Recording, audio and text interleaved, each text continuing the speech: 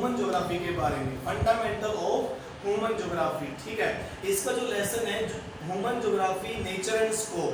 ठीक है, मतलब कि मानव भूगोल की प्रकृति और उसके विषय क्षेत्र, नेचर एंड स्कोप। ठीक है, मानव भूगोल के जो सिद्धांत हैं, मानव भूगोल का जो विषय क्षेत्र है, उसकी नेचर है, प्रकृति है, उसके बारे में डिस्कशन करेंगे। ज्योग्राफी हमने पहले पढ़ी है। ज्योग्राफी का मतलब क्या होता है? ज्योग्राफी दो शब्दों के मेल से बनी है, जियो प्लस ग्राफी। जियो मतलब पृथ्वी और ग्राफी मतलब पृथ्वी का वर्णन करना। ठीक है, +1 यानी कि 11वीं में हमने पढ़ा था कि किस तरह से ज्योग्राफी पढ़ते हुए हमने इंडोजेनिक फोर्सेस और एक्सोजेनिक फोर्सेस बहुत सारी हमने पढ़ी थी। हमने इंडोजेनिक फोर्सेस में यानी कि जो आंतरिक संरचना, आंतरिक हलचलें होती हैं, उनमें हमने अर्थक्वेक और वोल्केनो वगैरह स्टडी किया था और फिजिकल ज्योग्राफी स्टडी की थी। ये मान लीजिए हमने उसमें फिजिकल ज्योग्राफी स्टडी की थी। तो 12वीं में 12th में हम ह्यूमन ज्योग्राफी जो पढ़ेंगे। ठीक है, तो ज्योग्राफी के दो पार्ट किए गए हैं। एक तो आपकी फिजिकल ज्योग्राफी है जो हमने 11th में पढ़ी है, और दूसरी ह्यूमन ज्योग्राफी है जो हम 12th में अब स्टार्ट कर रहे हैं। ठीक है, इससे पहले हमने इंडिया की ज्योग्राफी के बारे में हमने 1 बुक कर ली है, कंप्लीट कर ली है। ठीक है, तो आज का जो लेसन है human geography nature and scope, मतलब मानव भूगोल, उसका क्या विषय क्षेत्र है और क्या उसका नेचर है, मतलब क्या उसकी प्रकृति है। देखो, प्रकृति हर चीज की अलग अलग होती है, हर इंसान की अपनी एक नेचर होती है, हर चीज की अपनी एक नेचर होती है।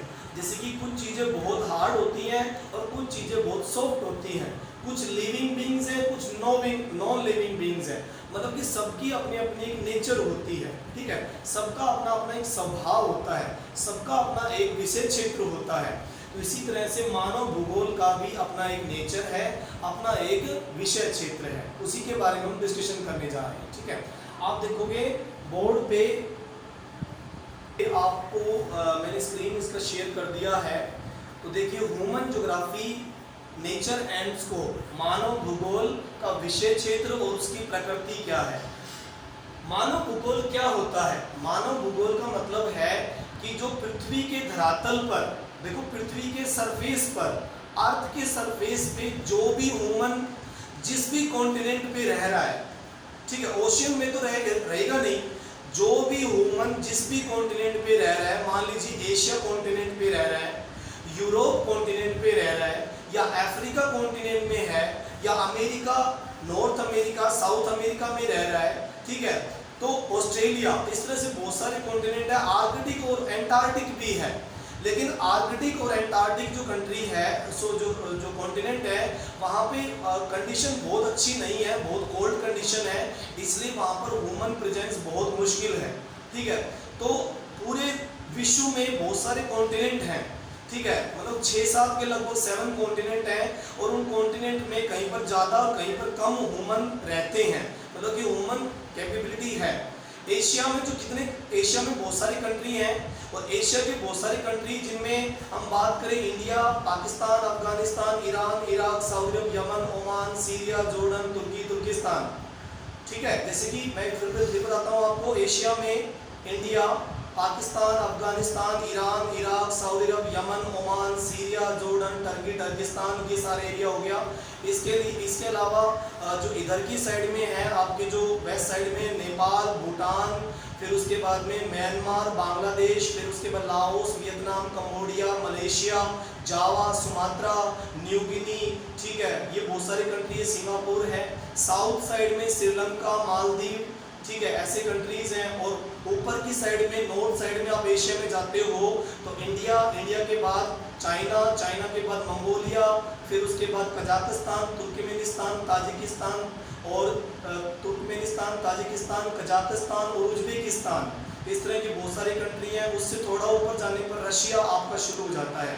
रशिया का बहुत सारा पार्ट साइबेरिया कहलाता है, और ऊपर की तरफ नॉर्थ पोल की तरफ आर्कटिक ओशियन तक, आर्कटिक एरिया तक वो चला जाता है। तो ये एशिया के पार्ट हैं।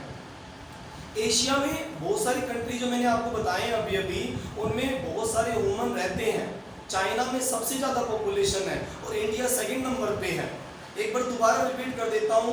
इंडिया, एशिया में India, Pakistan, Afghanistan, Iran, Iraq, Saudi Arab, Yemen, Oman, Syria, Jordan, Turkey, Turkistan, ये सारे एरिया हैं। उसके अलावा Nepal, Bhutan, Bangladesh, Laos, Vietnam, Cambodia, Malaysia, Java, Sumatra, New Guinea, उसके बाद में मलेशिया, सिंगापुर, ओशनिया कंट्री, ये सारे आते हैं। साउथ की तरफ जाने पर श्रीलंका और मालदीव, ये कंट्री आते हैं। ऊपर की तरफ जाने पर चाइना, चाइना के मंगोलिया, कजाकिस्तान, तुर्कमेनिस्तान,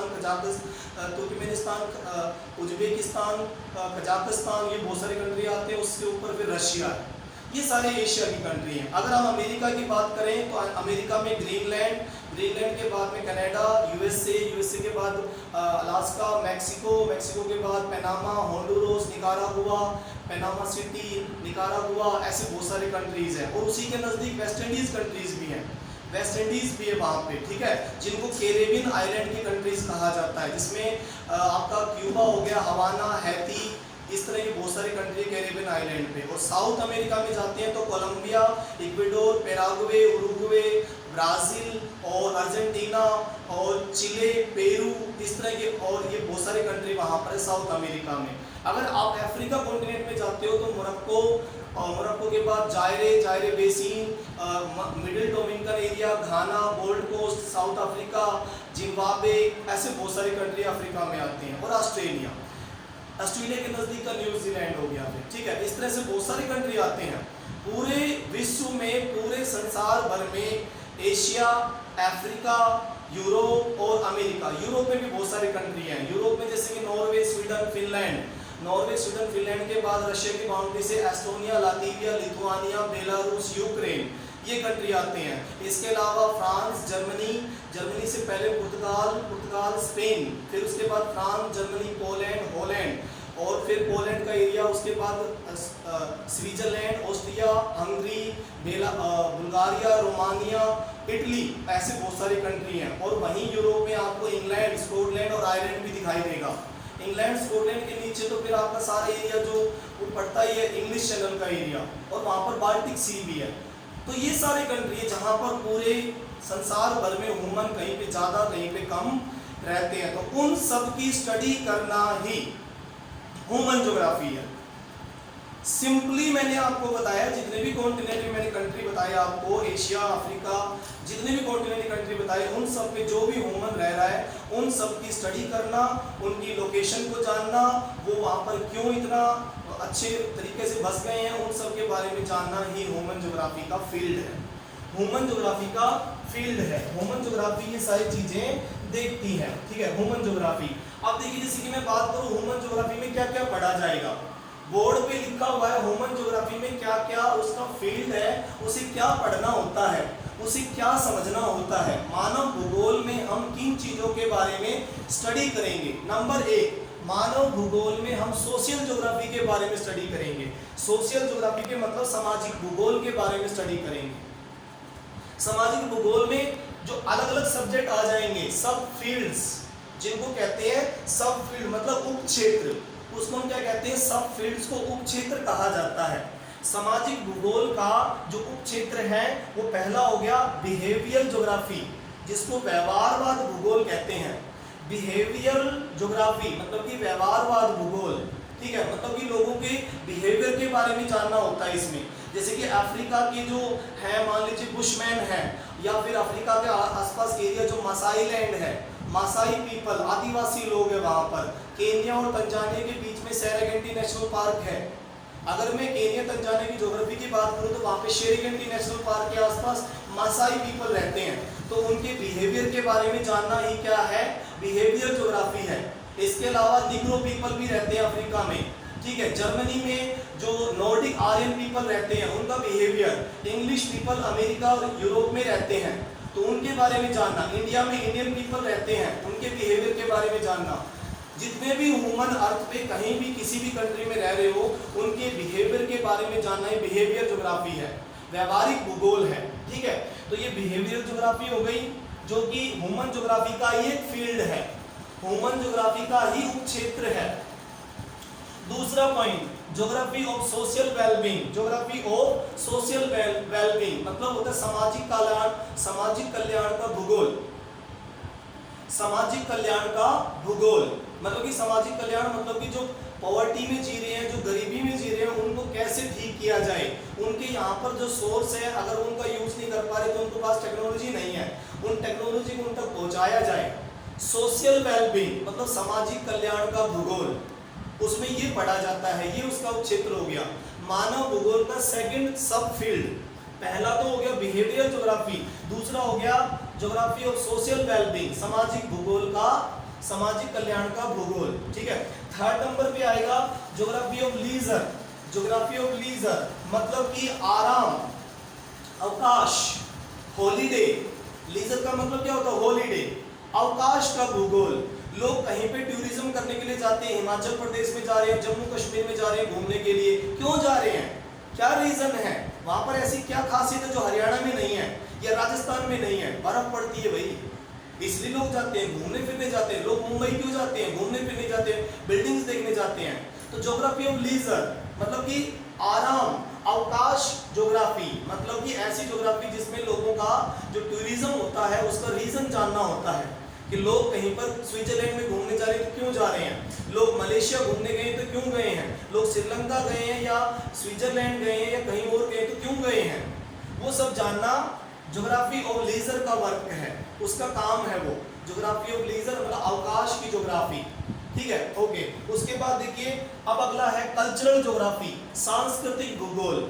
इसमें लोगों का कल्चर जानना होता है।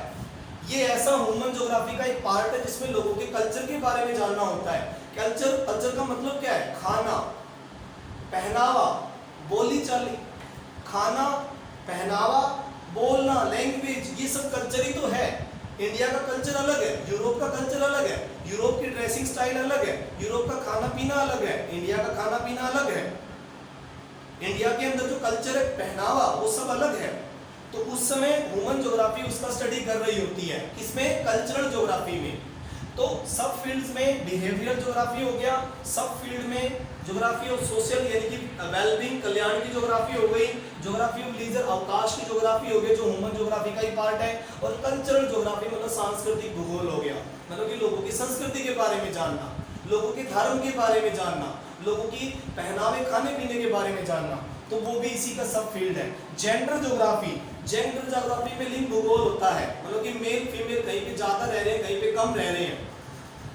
मान लीजिए शहरों में आप देखोगे, शहरों के अंदर अर्बन एरिया में यानी कि मेल्स ज्यादा रहते हैं क्योंकि नौकरी के लिए जाते हैं, और गांव में मेल फीमेल का रेशियो एकदम इक्वल से होता है, फीमेल्स ही ज्यादा मिलेंगी गांव में। क्यों? क्योंकि गांव के लोग नौकरी करने के लिए शहरों में चले गए। अगर वो अर्बन एरिया में चले गए तो गाँव में लेडीज ही ज्यादा मिलेंगी, लेडीजें ज्यादा मिलेंगी। तो वहां पर इस तरह की जो स्टडी करना होता है वो जेंडर ज्योग्राफी में आता है, ठीक है, वो जेंडर ज्योग्राफी में आता है। और अगला हो गया हिस्टोरिकल ज्योग्राफी, ऐतिहासिक भूगोल।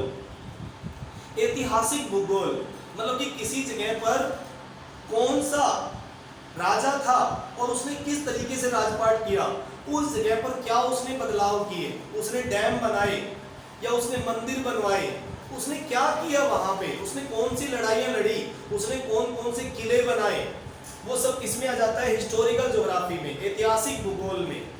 भाई अगर वहां पर कोई सेटलमेंट हुआ है या किले बनाए गए हैं या महल बनाए गए हैं तो वहां की ज्योग्राफी वहां पर सूट कर रही होगी राजा को। राजा क्यों कैपिटल? मुगलों ने बहुत साल तक आगरा को कैपिटल क्यों रखा, दिल्ली को कैपिटल क्यों नहीं बनाया? कोई ना कोई रीजन होगा। दिल्ली को शाहजहां ने बसाया था फिर बाद में शाहजहानाबाद के नाम से।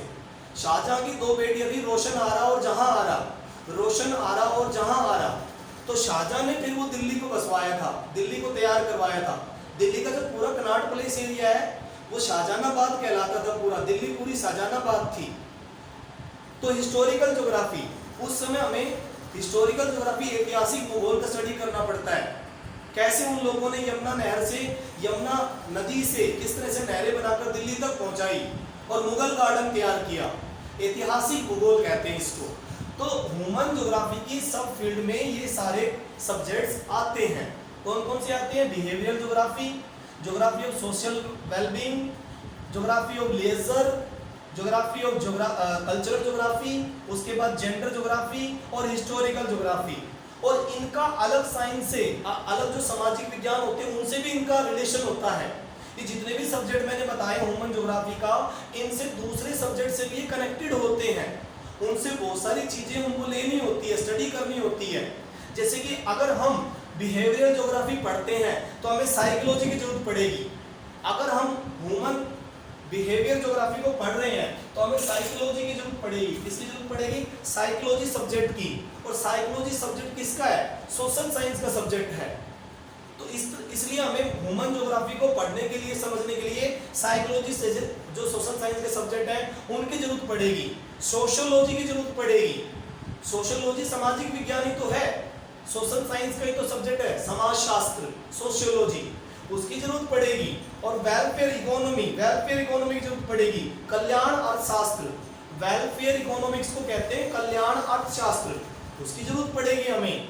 और किसकी जरूरत पड़ेगी? एंथ्रोपोजोग्राफी मतलब कि हमें जो समाजशास्त्र और मानव विज्ञान की जरूरत पड़ेगी। मानव विज्ञान की, एंथ्रोपोजोग्राफी मतलब मानव विज्ञान की जरूरत पड़ेगी हमें। तो इस तरह से, और हिस्ट्री की जरूरत पड़ेगी। मतलब कि सब फील्ड्स को समझने के लिए हमें सोशल साइंस के बहुत सारे सब्जेक्ट उससे कनेक्ट करने पड़ेंगे, तभी हम ह्यूमन ज्योग्राफी को ठीक से समझ पाएंगे। तो ये लेसन, जो फर्स्ट लेसन है आपका, वो सिर्फ और सिर्फ ये समझना है कि ह्यूमन ज्योग्राफी होती क्या है और उसमें पढ़ते क्या है, उसमें किस चीज की स्टडी की जाती है, उसके फील्ड एरिया कौन से हैं, कौन कौन से हैं। अब देखिए, ह्यूमन ज्योग्राफी में सोशल ज्योग्राफी के साथ साथ इकोनॉमिक ज्योग्राफी को भी स्टडी करते हैं।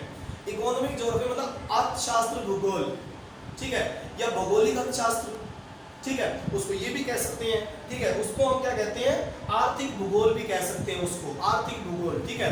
तो देखिए, आर्थिक भूगोल के बारे में देखिए सेकंड पॉइंट है आर्थिक भूगोल। अब उसके फील्ड्स कौन से हैं? पहले वाला तो सोशल ज्योग्राफी था, सामाजिक भूगोल, ठीक है। अब दूसरा वाला है economic geography.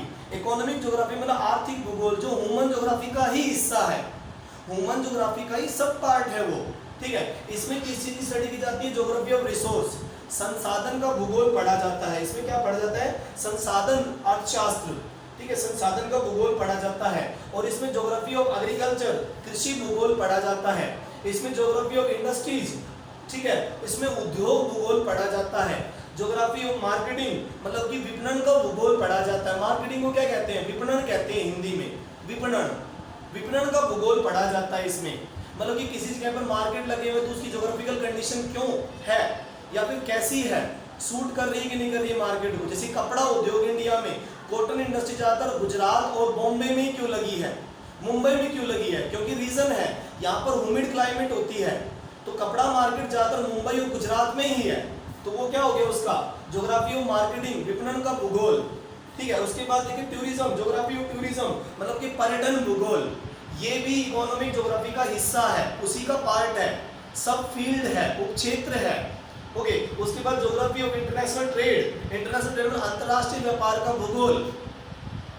Geography of international trade का मतलब होता है अंतरराष्ट्रीय व्यापार का भूगोल, ये किया जाता है। तो इस तरह से इकोनॉमिक ज्योग्राफी की भी सब फील्ड होती हैं और इकोनॉमिक ज्योग्राफी ह्यूमन ज्योग्राफी का पार्ट है। इकोनॉमिक ज्योग्राफी ह्यूमन ज्योग्राफी का पार्ट है और इकोनॉमिक ज्योग्राफी को भी अदर सब्जेक्ट से कनेक्ट होना पड़ता है, तभी आप इकोनॉमिक ज्योग्राफी को समझ पाएंगे। जैसे कि सोशल ज्योग्राफी को समझने के लिए हमने साइकोलॉजी से कनेक्ट हुए, हिस्ट्री से कनेक्ट हुए, इसी तरह इकोनॉमिक ज्योग्राफी को समझने के लिए resource, agriculture, industries, marketing, tourism और इंटरनेशनल ट्रेड को समझने के लिए हमें अदर सोशल साइंस के सब्जेक्ट से कनेक्ट होना पड़ेगा। किन से कनेक्ट होना पड़ेगा? इकोनॉमिक से कनेक्ट होना पड़ेगा, हमें एग्रीकल्चर साइंस से कनेक्ट होना पड़ेगा, कृषि विज्ञान से कनेक्ट होना पड़ेगा, हमें इंडस्ट्रियल इकोनॉमिक्स से कनेक्ट होना पड़ेगा। मतलब कि अर्थशास्त्र के बहुत सारे सब्जेक्ट जो हैं उनसे कनेक्ट होना पड़ेगा हमें, और इंटरनेशनल ट्रेड जो सब्जेक्ट है उससे भी हमें कनेक्ट होना पड़ेगा, तभी हम इकोनॉमिक ज्योग्राफी को समझ पाएंगे। बिल्कुल सिंपल है, मेरे समझाने का सिर्फ और सिर्फ एक ही टारगेट है कि ह्यूमन ज्योग्राफी के फील्ड्स को और उनके सब फील्ड्स को समझा जाए कि भाई फील्ड कौन सी है, फील्ड कौन कौन सी होगी। नंबर 1 सोशल ज्योग्राफी, ये ह्यूमन ज्योग्राफी की फील्ड है। नंबर 2 इकोनॉमिक ज्योग्राफी, ये भी ह्यूमन ज्योग्राफी की फील्ड है। फील्ड नंबर 3 में देखिए अर्बन ज्योग्राफी, ये भी ह्यूमन ज्योग्राफी का पार्ट है। फील्ड नंबर 4 पॉलिटिकल ज्योग्राफी, ये भी ह्यूमन ज्योग्राफी का पार्ट है। फील्ड नंबर 5 पॉपुलेशन ज्योग्राफी, जनसंख्या भूगोल, वो भी ह्यूमन ज्योग्राफी का हिस्सा है। और सेटलमेंट ज्योग्राफी ये भी ह्यूमन ज्योग्राफी का हिस्सा है। अर्बन ज्योग्राफी ये भी ह्यूमन ज्योग्राफी का हिस्सा है। मतलब यही समझना कि ह्यूमन ज्योग्राफी का एरिया, उनका जो क्षेत्र है वो कौन सा है और सब फील्ड्स क्या हैं। अब थर्ड नंबर पे देखिए, सेकंड नंबर इकोनॉमिक ज्योग्राफी के बाद में थर्ड नंबर अर्बन ज्योग्राफी। क्या है ये? Urban geography. मतलब कि अर्बन ज्योग्राफी का मतलब होता है नगरीय भूगोल। क्या है? नगरीय भूगोल। क्या है ये? नगरीय भूगोल। ठीक है, इस नगरीय भूगोल के बारे में समझना। नगरीय भूगोल क्या होता है? अर्बन स्टडी करना होता है, शहरी क्षेत्रों के बारे में स्टडी करना और प्लानिंग करना। जैसे कि आपने सुना होगा कि एबनेजर हावर्ड ने लंदन सिटी को डेवलप किया था, दिल्ली को एडवर्ड लुटियन ने तैयार किया था। हर्बर्ट बेकर और एडवर्ड लुटियन, दिल्ली का पूरा नक्शा बनाने वाले ये दोनों अंग्रेज थे, दोनों ब्रिटिशर्स, एडवर्ड लुटियन और हर्बर्ट बेकर। ठीक है, और लंदन यानी कि गार्डन सिटी, लंदन को ग्रीन गार्डन सिटी कहा जाता है। उसको प्लानिंग करने वाला कौन था? Ebenezer Howard. और जो पेरिस को बनाने वाला वो बेरान हासमान था। पेरिस जो अर्बन सिटी है, दुनिया का सबसे फैशनेबल शहर कहलाता है, उसको बनाने वाला बेरान हासमान था, पेरिस को बनाने वाला। और इंग्लैंड के लंदन को बनाने वाला एबनेजर हावर्ड, और दिल्ली को बनाने वाला हर्बर्ट बेकर और एडवर्ड लुटियन। तो ये सब हैं जिन्होंने अर्बन स्टडीज की और प्लानिंग की, और प्लानिंग करके फिर शहर को बसाया। ठीक है, इस तरह से। और फिर 4 नंबर पे हम ह्यूमन ज्योग्राफी की फील्ड में समझते हैं पॉलिटिकल ज्योग्राफी।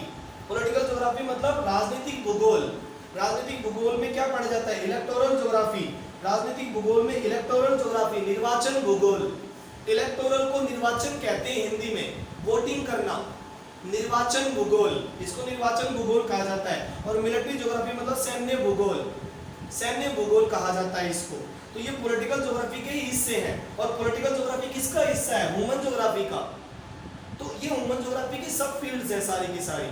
ओके, और फिर इसमें क्या पढ़ा जाता है? पॉलिटिकल ज्योग्राफी में मिलिट्री साइंस के बारे में और पॉलिटिकल साइंस के बारे में पढ़ा जाता है, उनसे कनेक्ट किया जाता है उसको। जब तक आप मिलिट्री साइंस और पॉलिटिकल साइंस नहीं पढ़ोगे तब तक आप जो है पॉलिटिकल ज्योग्राफी पूरी तरह समझ नहीं पाओगे। तो अदर सब्जेक्ट से कनेक्ट होती है ह्यूमन ज्योग्राफी, तभी आप ह्यूमन ज्योग्राफी को समझ पाएंगे। तो ये है ह्यूमन ज्योग्राफी के फील्ड्स। अब नंबर 5 पे देखिए पॉलिटिकल पॉपुलेशन ज्योग्राफी, उसका नाम है पॉपुलेशन ज्योग्राफी। ठीक है, तो जनसंख्या भूगोल। जनसंख्या भूगोल में क्या पढ़ा जाता है? जनसंख्या भूगोल में पढ़ा जाएगा डेमोग्राफी। डेमोग्राफी मतलब कहीं पे लोग ज्यादा रह रहे हैं, कहीं पे कम रह रहे हैं, उसका रीजन पूछा जाएगा।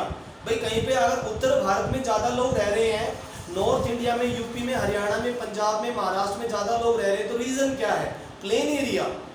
प्लेन एरिया की वजह से लोग रह रहे हैं, तो वो डेमोग्राफी समझनी होती है, डेमोग्राफी समझनी होती है। ठीक है, डेमोग्राफी को हिंदी में जनांकिकी कहते हैं। जनांकिकी मतलब कि लोगों की पॉपुलेशन को गिनना, काउंट करना। स्टैटिस्टिकल मेथड यूज किए जाते हैं, गणित की सहायता ली जाती है, मैथमेटिक्स की सहायता ली जाती है। गणित मतलब मैथमेटिक्स की सहायता ली जाती है।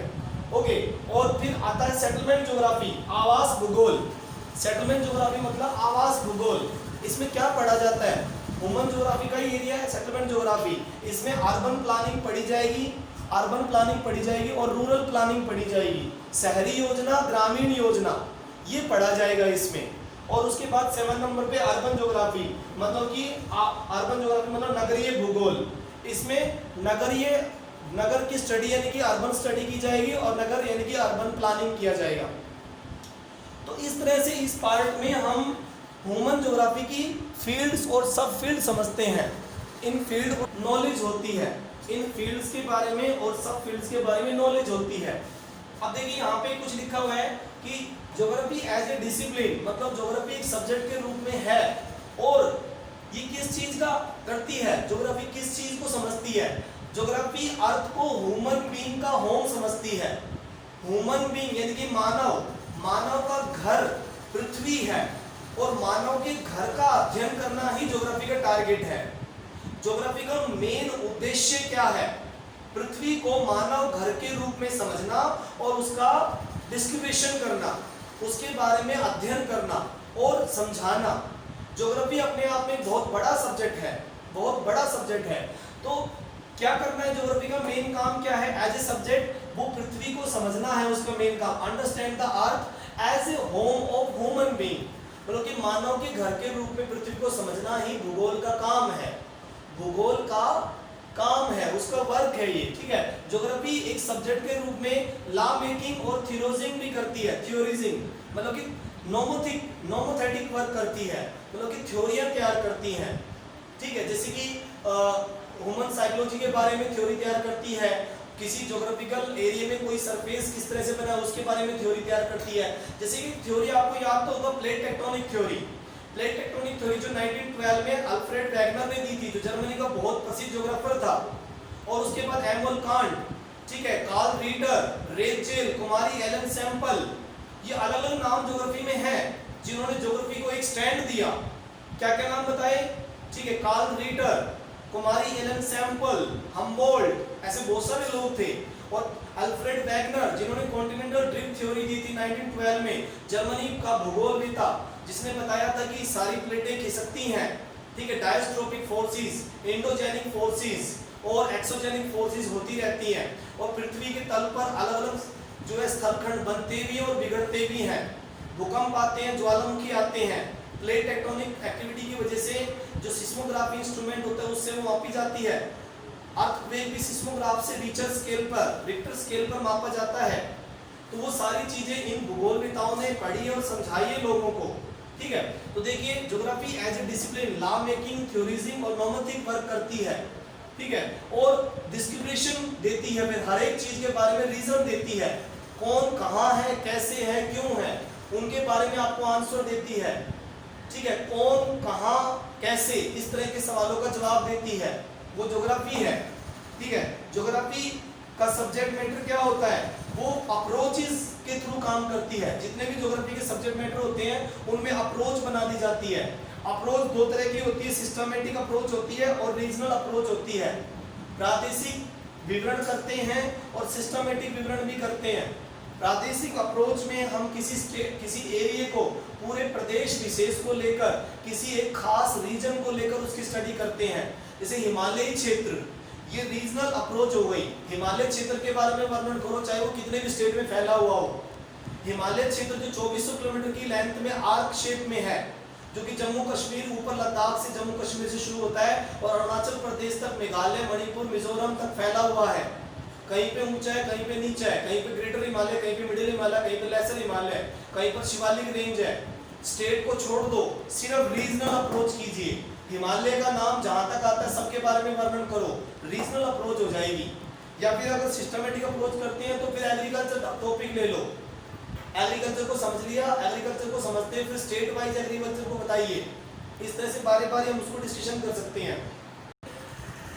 रीजनल अप्रोच और सिस्टमैटिक अप्रोच से आप क्या कर सकते हैं, ज्योग्राफी का स्टडी कर सकते हैं, ठीक है। और इंटरकनेक्शन है ज्योग्राफी का, हम स्टडी करते हुए अर्थ और ह्यूमन का इंटरकनेक्शन पढ़ते हैं कि अर्थ थोड़ी तो अर्थ मानव पे प्रभाव जमाती है और कुछ मानव टेक्नोलॉजी से अर्थ के ऊपर अपना इफेक्ट जमाता है।